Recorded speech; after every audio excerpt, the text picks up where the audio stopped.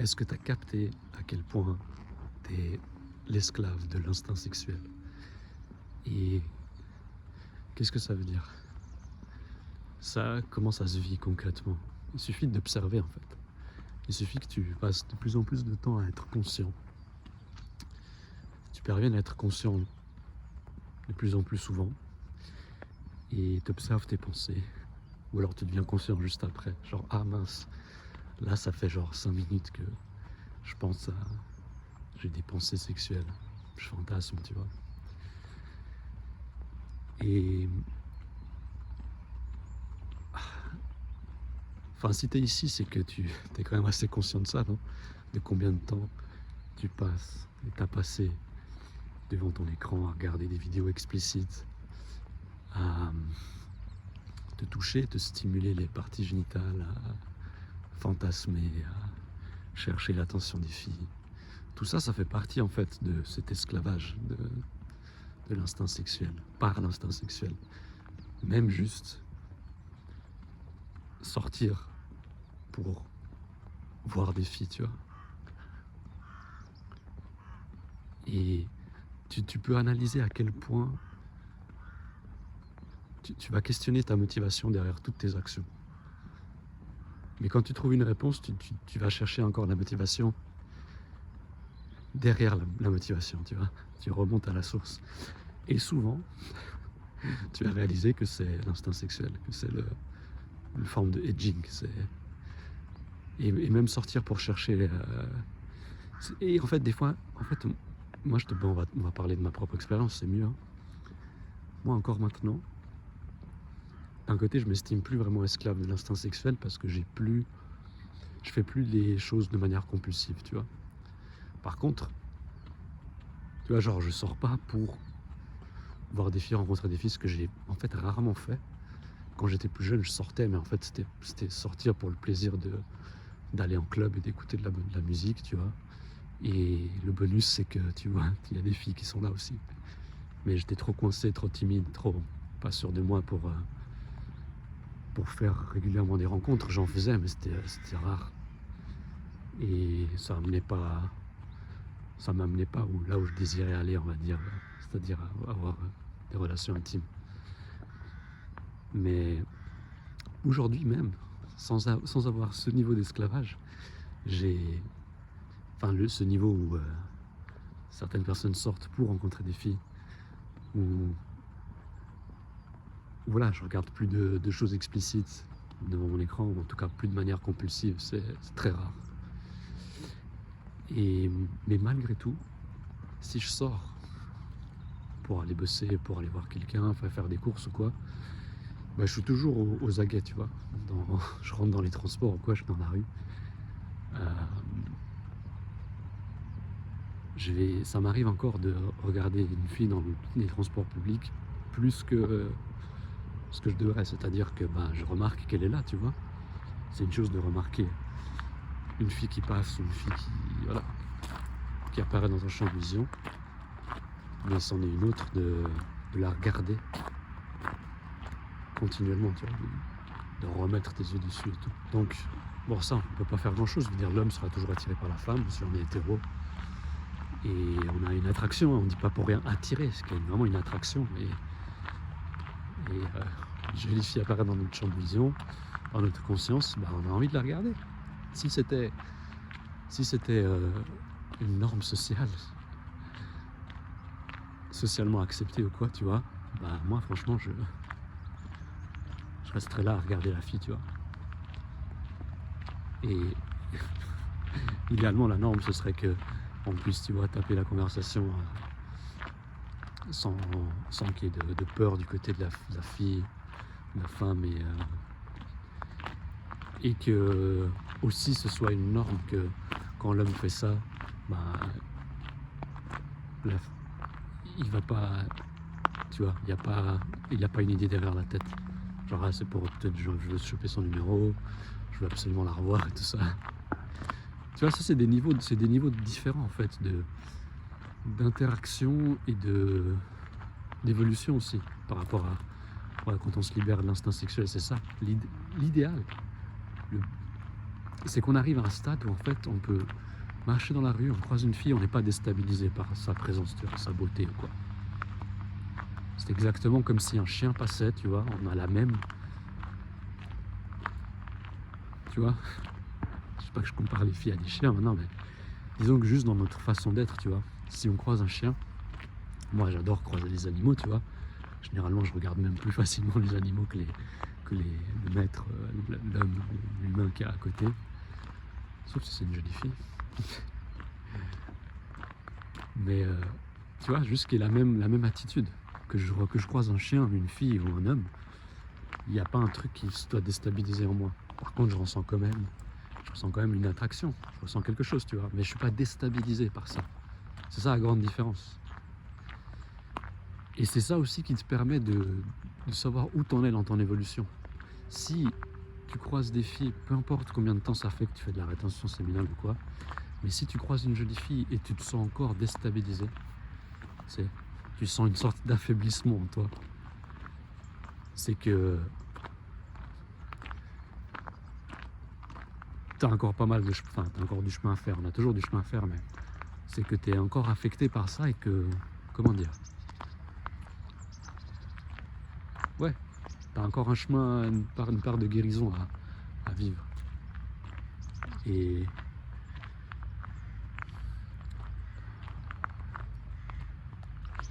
mais après, c'est subtil parce que tu vois, faire de la rétention séminale, après un certain temps, c'est vrai, ce qu'on dit, c'est qu'on a quand même plus de confiance en soi. Ça peut être plus facile de parler aux filles si on veut. Et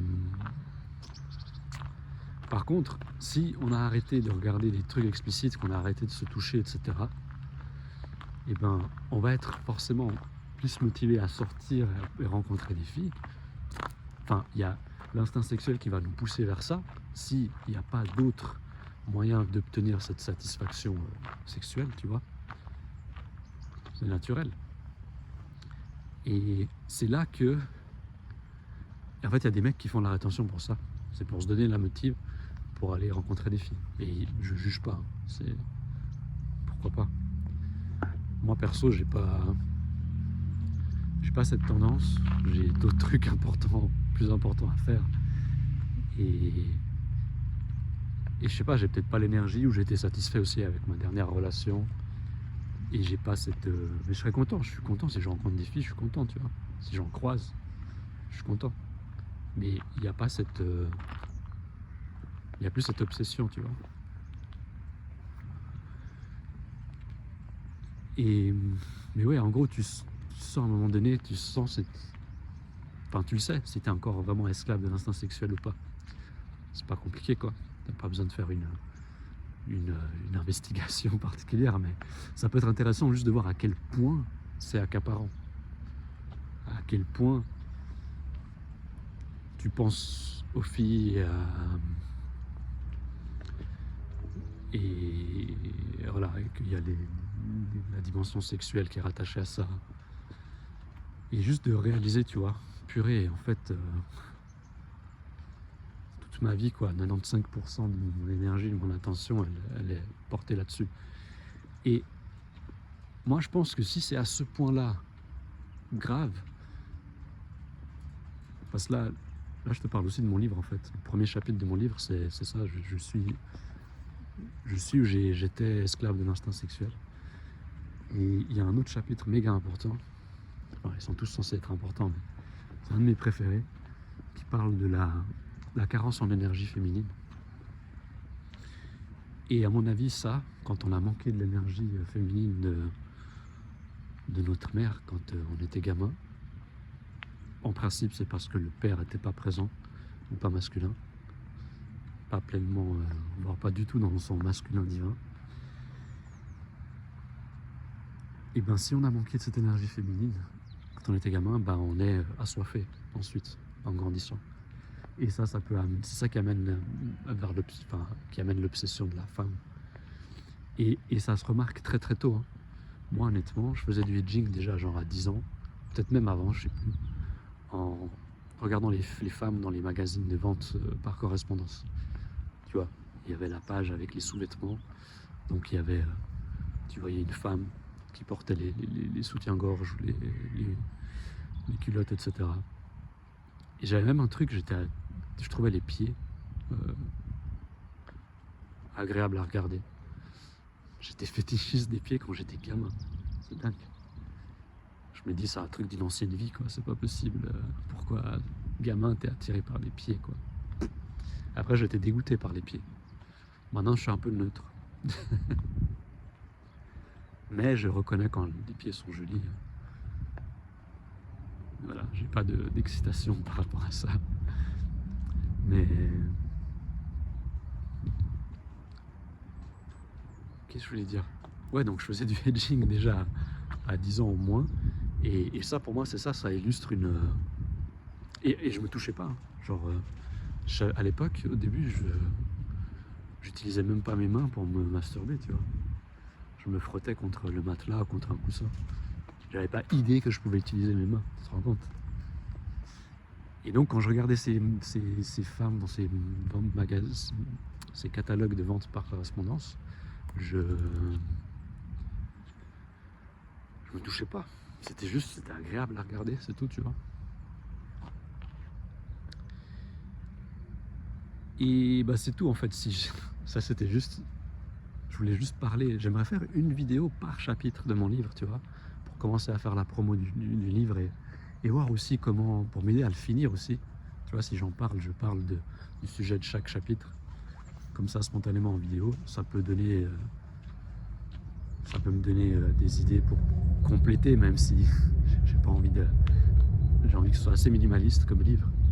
Et j'épure un maximum, c'est pour ça que ça prend beaucoup de temps aussi. C'est que j'ai pas envie de publier un pavé, tu vois. Il faut qu'il y ait juste l'essentiel et pas de choses superflues. Mais je sais pas, est-ce qu'il y a quelque chose à dire par rapport à ça? Esclave de l'instinct sexuel.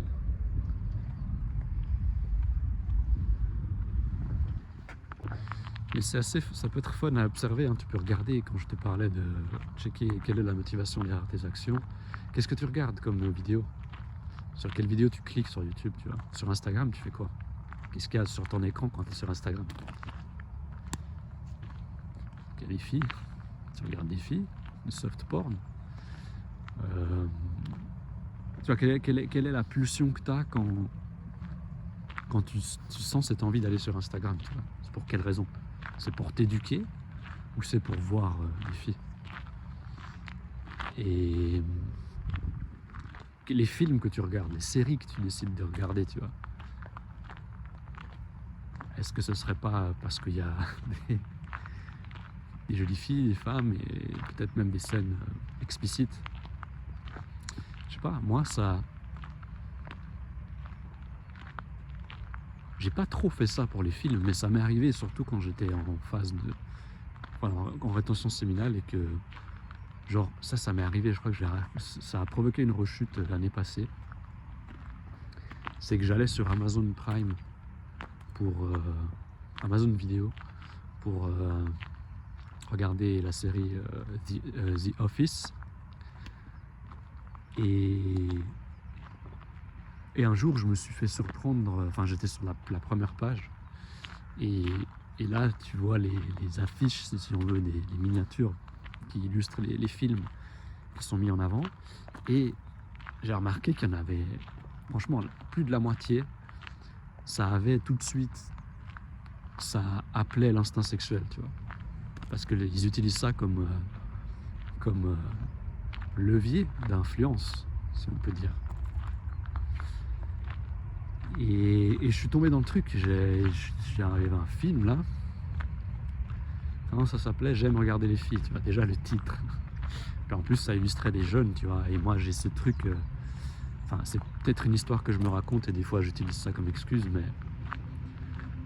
je me dis, quand j'étais jeune, j'ai pas vécu beaucoup d'aventures avec des filles, en fait même aucune, hein, au niveau intime, aucune. Quand j'étais ado, tu vois, genre de 15 à 20, de 15 à 22 ans, quoi.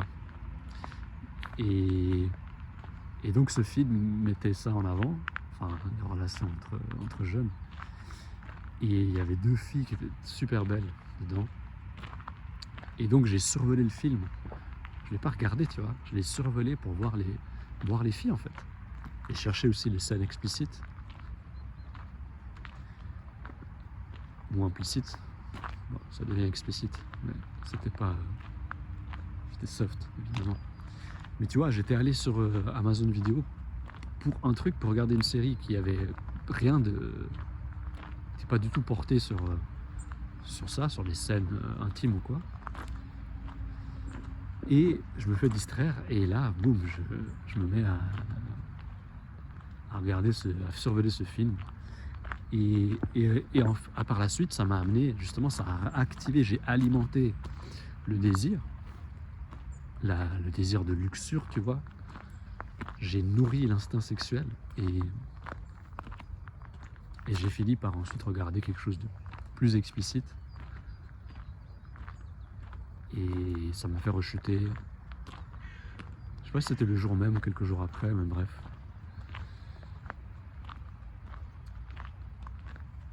Donc voilà, tu vois un peu, ça illustre bien cette domination. Tu vois, ça m'a fait perdre du temps.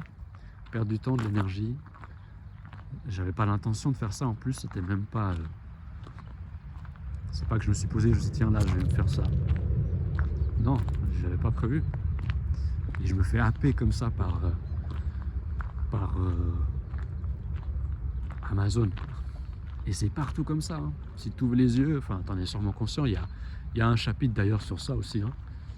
Un autre chapitre, j'en parlerai dans une autre vidéo, mais le titre c'est l'instinct sexuel a été détourné. C'est exactement ça. C'est l'hypersexualisation, c'est l'utilisation de ce désir, de cet instinct sexuel qui est détourné en fait pour monétiser. Simplement pour monétiser. Il y en a qui vont avoir des théories, tu vois, de domination où c'est fait exprès que les élites... enfin, j'imagine qu'il y a ce genre de trucs qui tournent, non? Voilà, qui veulent... c'est pour ça que les sites explicites existent et tout ça, qui sont gratuits. C'est pour vider... et vider les gens, les individus de leur énergie. Moi, je suis pas sûr. Je pense que c'est pour faire du fric. Je pense que c'est toujours pour faire du fric. Il n'y a pas de... J'en sais rien en fait. Peut-être que oui, hein. Peut-être que c'est vrai, cette idée, cette théorie. Mais il faut comprendre qu'on a le pouvoir en fait. J'aimerais trop faire une vidéo là-dessus, c'est que il faut qu'on réalise qu'on a le pouvoir de créer la réalité qu'on veut. Même au niveau global et société. Par contre, ça prend du temps. Mais franchement, le pouvoir, il est dans les individus, dans les citoyens. C'est juste que c'est difficile de s'extraire de la matrix et d'aller à contre-courant. C'est pour ça que ça marche, le système, la société, qu'elle soit dans le bon ou dans le mauvais, tu vois, ça marche. Un mouvement fonctionne parce que c'est un mouvement, parce qu'il y a un groupe de personnes qui fait quelque chose. Et ensuite, il y a peu de gens, enfin l'humain n'est pas fait. Enfin, on peut hein, maintenant, on dépend plus de comment dire, on n'est plus en danger si on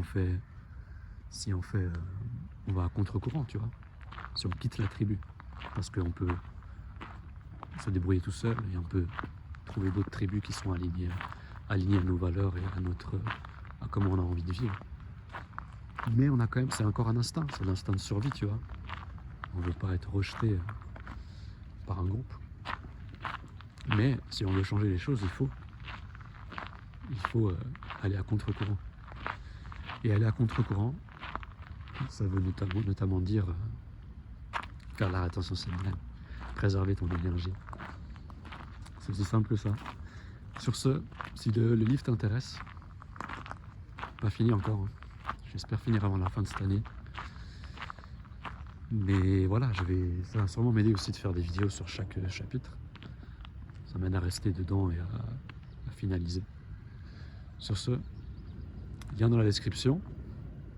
Tu vois, si tu regardes cette vidéo bien plus tard que je l'ai publiée, le livre est peut-être sorti et tu pourras trouver le lien dans la description. Sur ce, prends soin de toi et à bientôt.